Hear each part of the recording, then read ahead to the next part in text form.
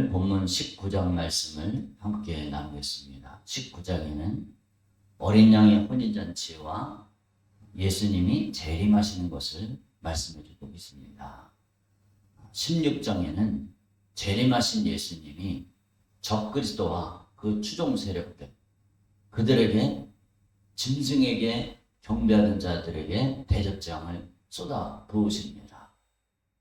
그러니까 짐승 그 적그리스도에게 666표를 받고 짐승을 따르고 우리는 짐승만 경배하겠다. 이 자들에게 대접장을 막 쏟아줍니다.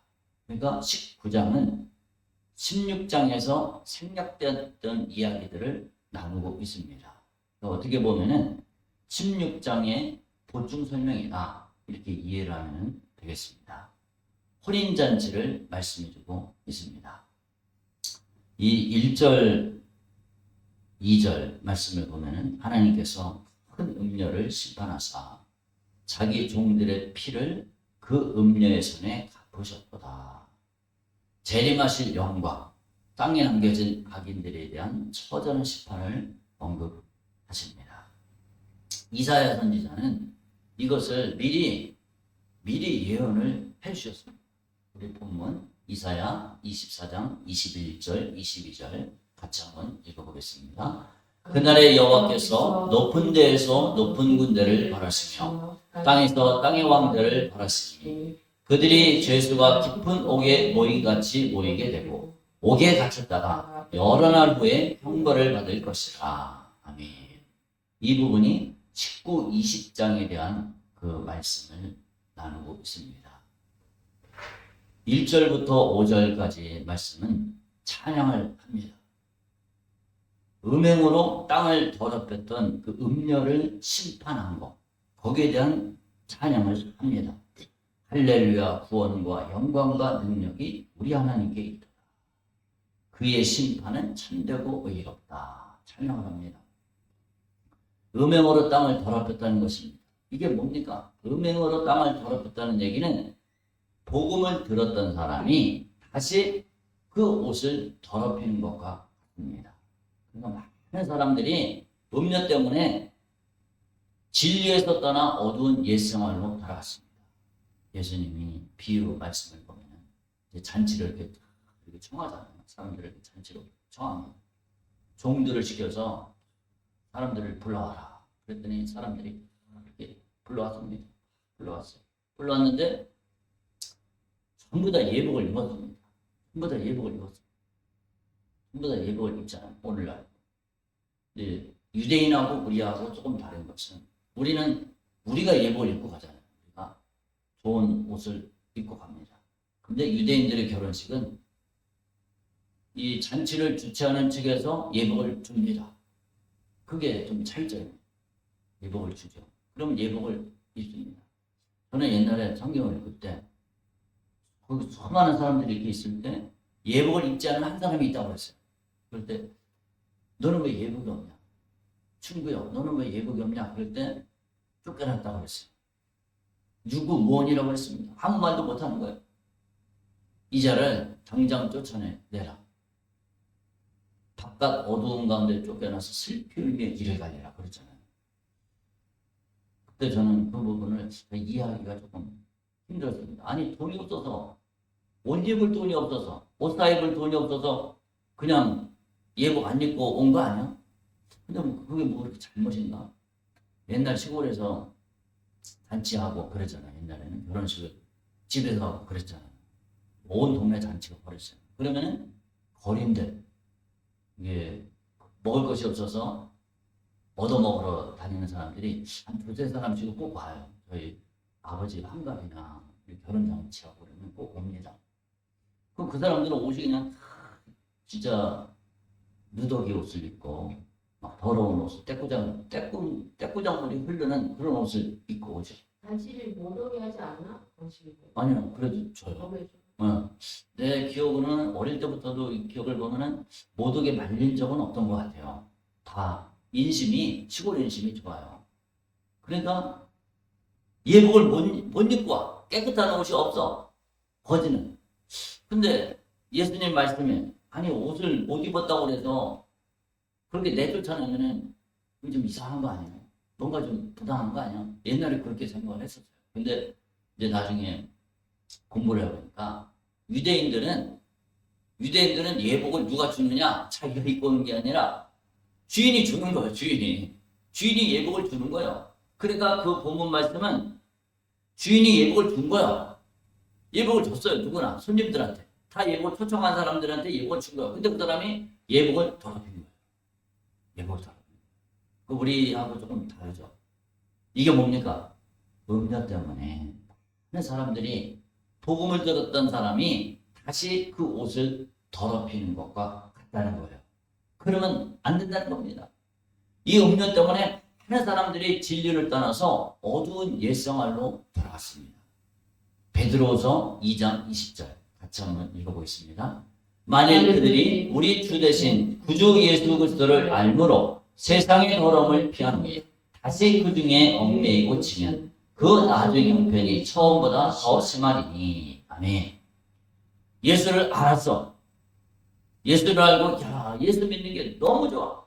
그러니까 옛날에 습성들, 옛날에 육신으로 살던 게 진짜 거지같이 보이는 거야. 내 생각에. 아무것도 아니야. 한참게 보이는 거야. 이게 뭡니까? 만약에 내가 돈이 없어서 막 쩔쩔매. 1,000원도 없고, 10,000원도 없고, 100원도 없어서 막 돈 때문에 진짜 쩔쩔매. 그러다가 로또에 당첨이 됐어. 수십억 원에 당첨이 됐어. 그러면은 10,000원, 100,000원 이건 아무것도 아니잖아. 그러면 아무것도 아니야. 누가 돈을 이렇게 얻으러 오는 사람들이 있잖아요.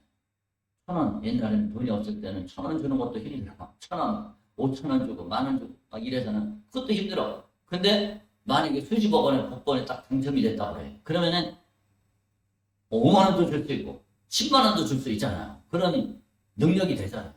그건 아무것도 아니잖아. 근데 그거하고 비슷한 거예요. 큰 거를 얻었으니까 이 세상의 것은 하찮게 보이는 거예요. 뭐 10,000원, 50,000원 이런 거는 좀 하찮게 보이는 거예요. 근데 그러다가 이 세상의 더러움을 피한 후에 다시 얽매이고 치면 예수를 믿고 나면은 이 세상에 재미있는 거, 즐거운 거 이게 아무것도 아닙니다. 진짜 저 밑에 거예요. 밑에 거. 완전히 그 유초등부 시절에 완전히 그 기초적인 겁니다. 예수를 믿고 나면은 이 세상의 모든 것들이 전부 하찮게 느껴집니다. 근데 그러다가 이 세상의 더러움을 다 피해서 그러다가 그 나중에 다시 그 중에 얽매이고 지면 그 나중의 형편이 처음보다 더 심해요. 그러다가 어느 날 갑자기 세상에 눈이 들어오는 거예요. 눈이 들어와서 좋게 보여. 이 세상이 좋게 보이고 즐겁게 보이는 거예요. 그러다가 세상으로 그냥 나가버리는 거예요. 타락해버리는 거예요. 그러면은 그 나중 형편이 처음보다 더 심해요. 그가 받는 이런 심판, 그가 받는 고난, 그게 엄청나다는 겁니다. 그래도 우리는 어떻게 됩니까? 음료 때문에 많은 사람들이 진리에서 떠나 어두운 옛생활로 돌아갑니다. 성경도 그거를 경고를 해주고 있어요. 미혹이 성행한다고 그랬습니다. 미혹 때문에 수많은 사람들이 타락의 길로 가는 겁니다. 더 무서운 거는 뭐냐면 내가 타락 안 했는지도 모르면서 타락한 길로 가는 거예요. 그게 더 무서운 겁니다. 세리나 예수님께 올 때 세리, 죄인들, 장녀 이 사람들은 예수님 앞에 왔습니다. 누가 봐도 죄인이야. 내가 봐도 죄인이고 다른 사람들이 봐도 죄인이야. 아주 공인된 죄인이에요. 근데 그 사람들은 예수님께 와서 회개하고 새 사람이 됐어요. 예를 들어서 마태복음을 쓴 마태 같은 세리 마태 새 사람이 됐습니다. 근데 바리새인들은 자기들이 죄인인 걸 몰라요. 죄인이라고 가르쳐주면 오히려 막 숨기려고 잡아 죽입니다. 그게 더 무서운 겁니다. 내가 죄인인데 죄인인 줄을 몰라. 이 무서운 겁니다. 우리가 교회 안에 있으면서 믿음 생활을 한다고 하면서 나도 모르게 음료의 길로 이렇게 가는 그럴 가능성은 누구에게나 있습니다. 그러니까 어떻게 됩니까? 미혹을 받지 않도록 해야 되는 것이고, 말세에는 주님 내게 분별의 영을 주세요. 영분별하게 주세요. 현재 내 영적 상태가 어떤지 분별하게 해주세요. 이거를 기도를 해야 됩니다. 내 믿음의 수준을 알아야 된다는 거예요. 내 믿음의 수준을 모르면 큰일 납니다. 내 신앙의 수준을 알아야 되는 거예요. 하늘에 있는 보좌들이 하나님이 행하신 음녀의 심판을 보면서 한 마음으로 찬양을 하고 있습니다. 영광스러운 이 하늘 보좌 존재들이 전부 하나님의 은혜를 찬양하라고 있는데, 전부 이들은 누구냐? 하나님의 충성된 종들입니다. 저는 이게 참 안타깝다. 어떻게 보면 참 굉장히 안타깝죠. 하나님이 이 음녀의 심판을, 음녀를 다 이렇게 심판을 보면서 이 음녀는 하나님의 찬양이 대상이 된 거 아니에요. 하나님의 공의가 실현이 될 때, 하나님의 공의가 완전히 이제 현실이 딱 나타났을 때, 하나님이 그럴 때 찬양이 돼버린 거예요. 찬양이 대상이 돼버린 겁니다. 이게 얼마나 안타까운 일이에요. 그러니까 쉽게 얘기하면, 아이고, 저 원수 잘 망했다. 하나님이 참 대단하다.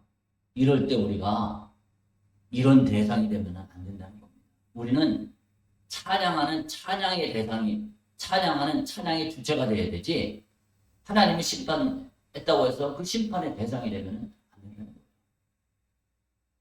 이 신부들이 이렇게 나오잖아요.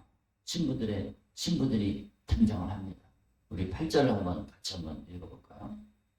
8절은 7절, 8절을 같이 읽어보겠습니다. 우리가 즐거워하고 크게 기뻐하며 그에게 영광을 돌리세. 어린 양의 혼인 계약이 이르렀고 그의 아내가 자신을 준비하였으므로 그에게 빛나고 깨끗한 세마포옷을 입도록 허락하셨으니 이 세마포옷은 성도들의 옳은 행실이로다 하더라. 아멘. 이 어린 양의 혼인 계약이 이뤘다고 했습니다. 그의 아내가 자신을 준비했다고 했습니다. 계시록에는 두 여자가 나옵니다. 한 여자는 음녀가 나옵니다. 한 여자는 신부가 나옵니다. 이 음녀도 원래는 예수님의 신부였습니다. 예수님의 신부였다가 그가 타락해서, 그가 하나님을 저버려서 세상 길로 가고 마귀한테 미혹이 당해서 음녀가 돼버린 겁니다. 이 어린 양의 아내는, 신부는 자신을 준비했다고 했습니다. 이게 뭘까요? 이 세마포옷은 성도들의 옳은 행실이로다. 옳은 행실을 할 때에 세마포옷을 입을 수가 있는 겁니다. 우리가 옳은 행실의 삶을 살아갈 때 그게 뭡니까? 아내가 자신을 준비하였으므로 나를 준비를 해야 됩니다. 주님이 오시는 그날, 제가 현수막을 주님 다시 오실 그날을 위하여 한 번 죽는 것은 사람에게 정해진 것이요 그 후에는 심판이 있습니다. 우리는 그날을 바라보며 살아야 됩니다.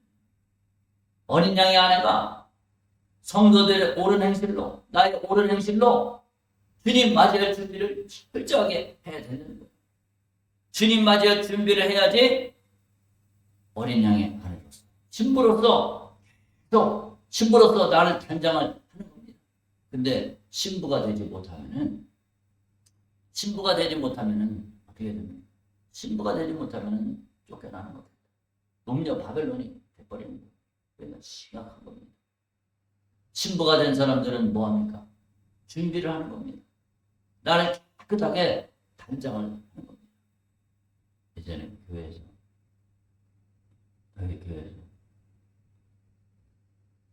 결혼식을 여기서 서약서를 이렇게 했어요. 결혼식을 해줬습니다. 여기 말고 예전에 교회에서 했을 때 걔가 그 신부들 애가 예쁘게 꾸미고 오잖아요. 예쁘게 꾸미고 옵니다. 최고의 아름다운 모습으로 이렇게 꾸미고 오잖아요. 네 예뻐. 근데 거울 보고 계속 뭘 고쳐. 뭐 얼굴을 계속 뭘 어떻게 하고.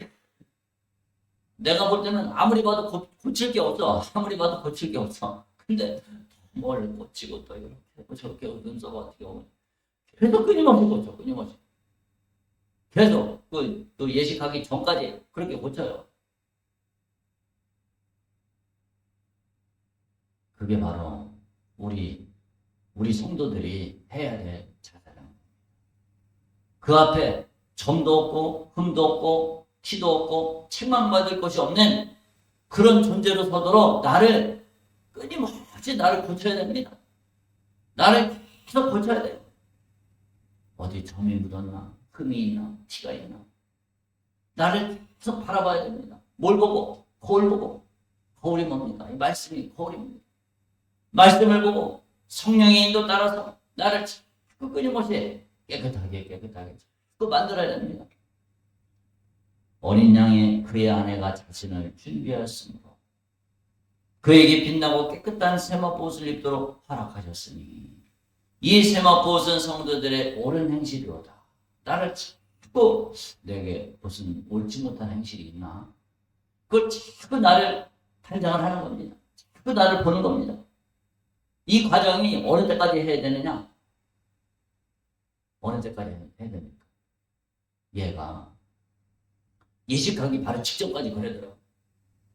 우리는 주님이 나를 부르시기 그 직전까지, 예수님을 만나기 바로 직전까지 나를 단장을 해야 됩니다. 나를 보살펴야 됩니다. 나를 살펴야 됩니다. 내 눈으로는 이 눈이 어두우면은 온 몸이 어둡다고 그랬어요. 눈이 밝으면은 온 몸이 밝다고 그랬어요. 빛이 어두우면은 우리는 내 눈을 밝혀야 됩니다. 내 눈은 누가 밝힙니까? 빛 대신 예수님의 눈으로, 빛 대신 이 성령의 빛으로, 예수님의 빛으로 나를 밝혀야 됩니다. 그럴 때 나한테 있는 이 어두움이 보여집니다. 나한테 어두움이 뭐가 있지? 이런 거를 보게 됩니다. 그래서 나를 참 살피라는 겁니다. 이 음녀 바벨론은 그런 과정이 없었습니다. 나를 살피고 내게 어떤 점검과 티가 있나? 이거를 살필 마음에 여유가 없습니다. 바리새인이 자기 자신을 살필 마음에 여유가 있나? 여유가 전혀 없습니다. 예수님하고 바리새인들하고 복음서를 이렇게 듣다 보면은, 지난주에 제가 복음서를 이렇게 들었는데, 이 사람들은 마음의 여유가 하나도 없구나. 자기 자신을 돌볼 그런 여지가 하나도 없구나. 예수님하고 맨날 싸우기만 해. 어떻게든 예수님한테 있는 흠을 찾으려고 그래. 자기한테 있는 흠을 찾으려고 그래야지 예수님한테 있는 흠을 찾으려고 그렇게 애를 씁니다. 흠 찾아서 죽이려고. 근데 바리새인 중에 가끔가다가 니고데모 같은 사람, 예수님에게 왔던 사람들, 말씀을 딱 전할 때, 예수님 말씀을 딱 전할 때 자기 자신을 돌아보고 그래도 뭔가가 있지. 나한테 뭔가 부족한 게 있나? 이런 거를 살피려고 애를 쓰는 그런 장면이 나옵니다. 우리가 잘 아는 그 요한복음 3장 말씀 보면은 밤에 예수님께 찾아와서 그런 대화를 합니다. 우리는 나 자신을 자꾸 살펴야 됩니다. 주님, 시편에도 있잖아요. 내게 무슨 악한 행위가 있나 보시옵소서. 나를 자꾸 살펴야 됩니다. 그때 나를 살피고 할 때 빛나고 깨끗한 옷을, 세마포옷을 입게 되는 겁니다. 혼인잔치에서 쫓겨난 그 사람은 나를 안 살폈습니다. 그래서 자기가 더러운 것을 몰랐어요. 그래서 결국은 쫓겨났어요. 우리는 신부단장을 철저히 해야 됩니다. 신부단장이 어떻게 해야 됩니까? 신부단장이 어떻게 됐냐면, 사실은 성도가 순결을 유지하기 위해서는 많은 고난이 따릅니다.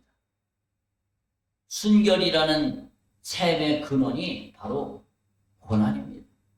이 고난의 셈에서 순결이 나옵니다. 우리 인생이 그렇습니다. 성도에게 고난은 빛나고 깨끗한 옷을 입게 하는 최고의 도구가 됩니다.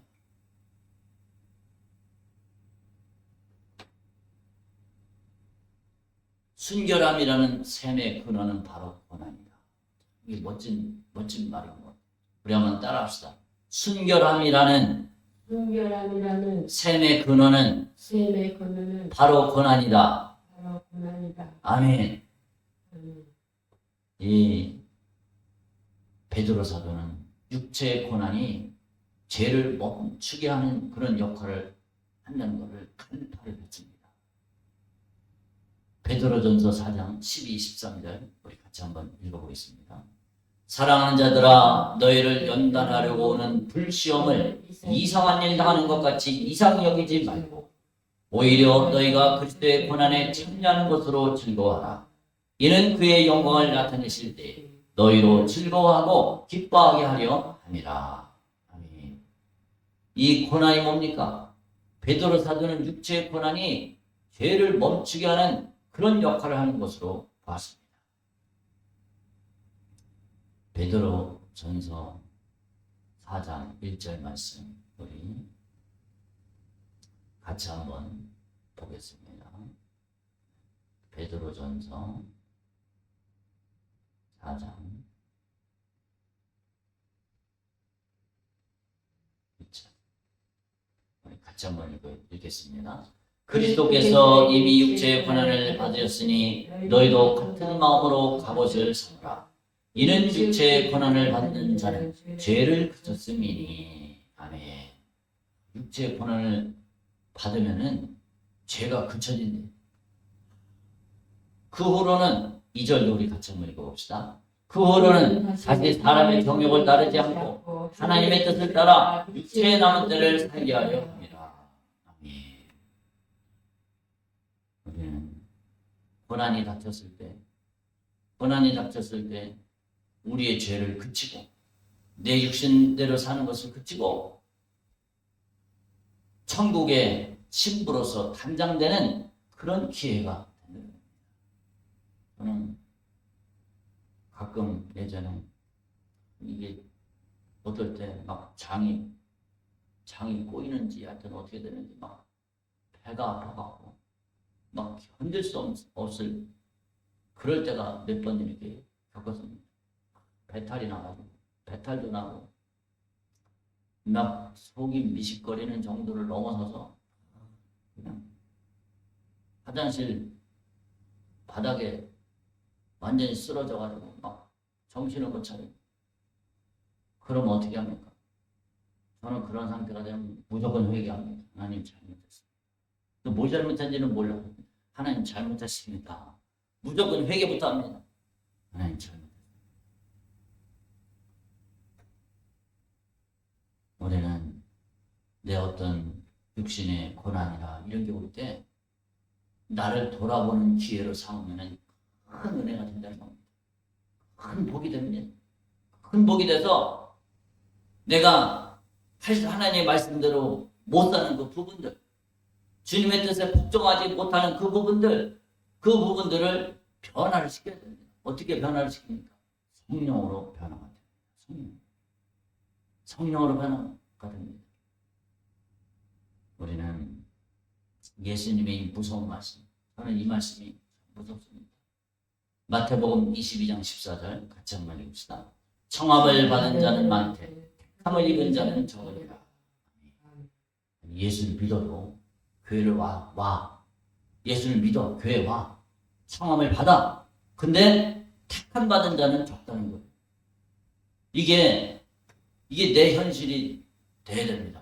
택함을 입은 자까지 거기까지 돼야 돼. 복음으로 초청된 자는 많아. 여기 있는 이 음녀 여기도 이 사람도 청함을 받은 거예요. 청함을 받은 거예요. 복음으로 청함을 받았습니다. 한때는 예수를 믿었던 사람들이에요. 대만은 세상을 사랑해서 세상으로 갔고 이런 표현이 있잖아요. 세상을 사랑해서 세상으로 가는 사람들이 있습니다. 청함은 받았어. 근데 실제 자신을 준비하고 깨끗한 세마포옷을 입은 그 자리까지 어린 양의 신부까지 가는 자는 적다는 겁니다. 우리는 어디에 속해야 됩니까? 우리는 이 택함을 입은 자까지 가야 됩니다. 혼인잔치까지 택함 받은 것까지 가야 돼. 그게 이기는 겁니다.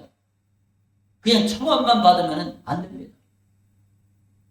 혼인잔치까지, 택함을 입은 자까지 가야 됩니다. 그게 쉬운 일이 아닙니다.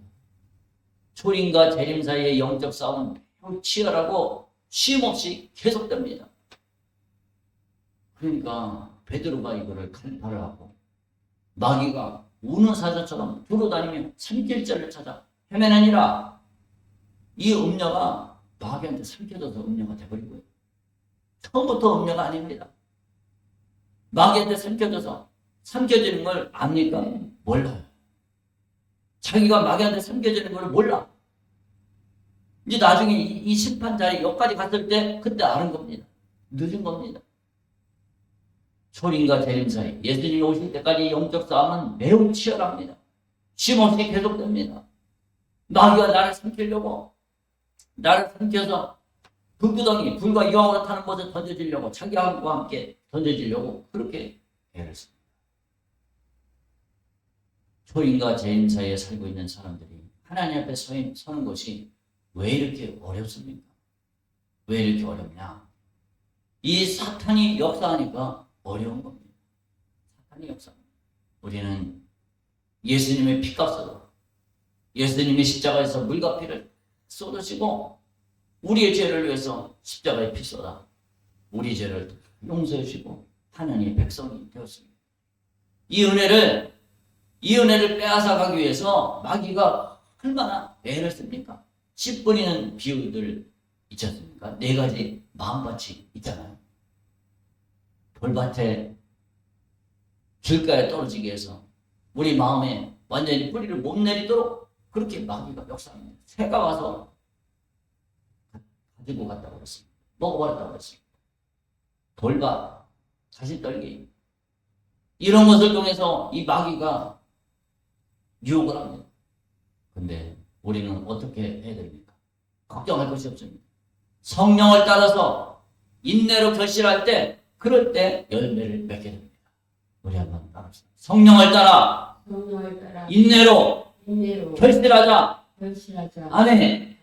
우리의 삶은 어떤 삶입니까? 믿는 자의 삶은 한마디로 얘기하면 뭘까? 성령을 따라가는 삶. 성령의 인도 따라 살아가는 삶. 그것이 바로 그런 삶을 살 때 영원한 영생 천국까지 간다는 겁니다. 그러지 않고 성령을 따라 인내로 결실하지 않으면 누구 따라가는 겁니까? 이 사탄의 계략에 빠져서 마귀 따라가는 겁니다. 그러면은 심판하신 주님 앞에서 버림받은 자가 됩니다. 성령의 열매를 맺는 것이 얼마나 어렵습니까?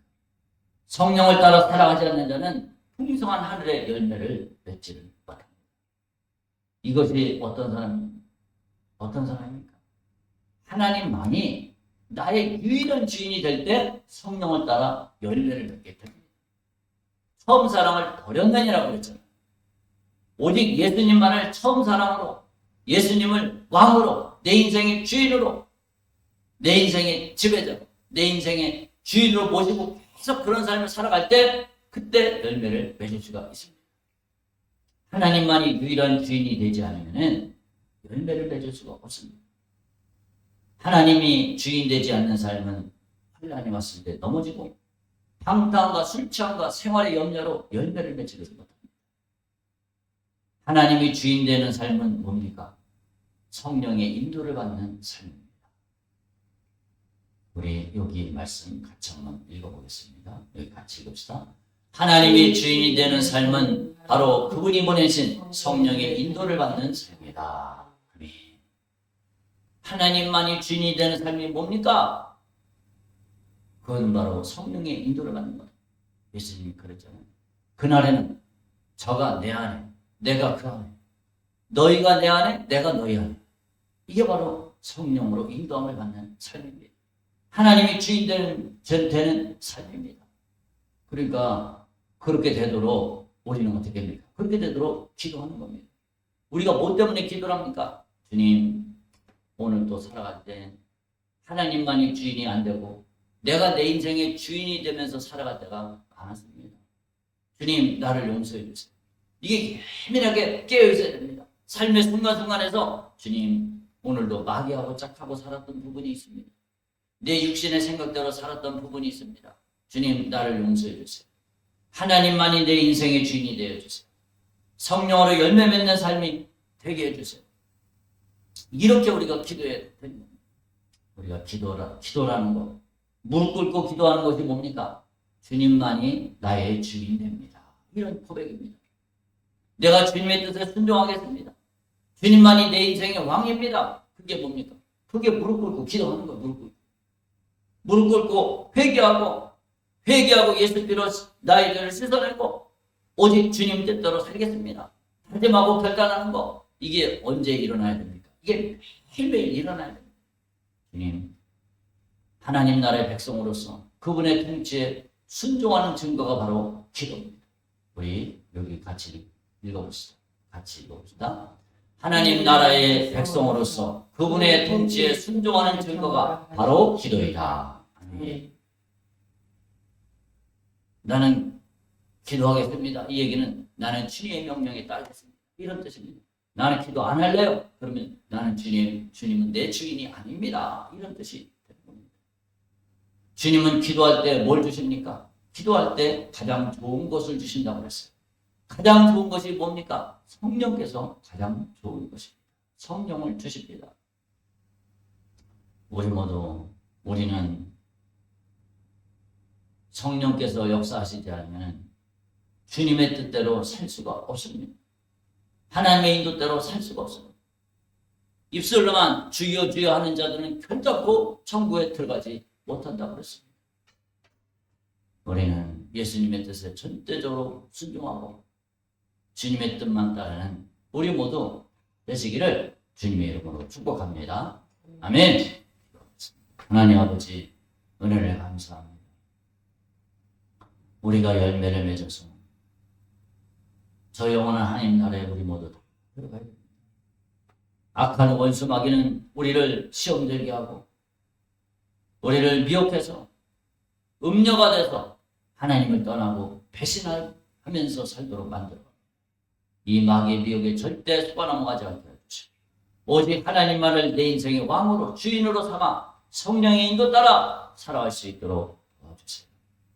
나를 위해 십자가에 피 쏟으신 그 주님의 사랑이 결코 헛되지 않도록 주님 만들어 주시옵소서. 예수님 이름으로 기도드렸습니다.